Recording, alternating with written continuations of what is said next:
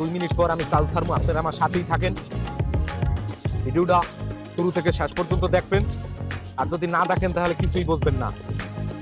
দেখেন, এখান থেকে আপনাদের শিক্ষণীয় অনেক বিষয় আছে।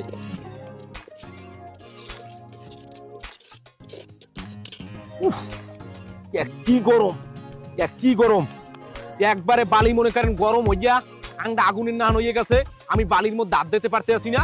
এই যে সূর্যটা দেখেন, আপনারা একটু সূর্যটার অবস্থাটা কি, এমন তাপ দিতে আছে, সূর্যটায় লাল হইয়া এককাল আঙ্গারের নান হয়ে গেছে। সূর্যটা দেখেন।